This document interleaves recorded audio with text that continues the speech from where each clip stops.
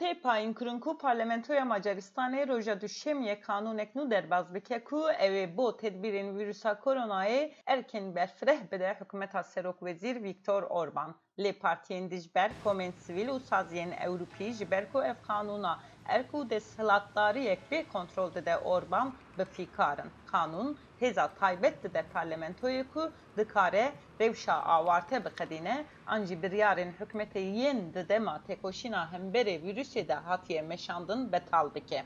Her wiha hejmara piraniya parlamentoyê di destê hikûmeta Orban de ye. Ev kanûn derfetê dide ku hikûmet kanûnên ku bixwaze tevî guhertinên destûrî bê pêwîstiya dengên ji dijberiyê derbas bike.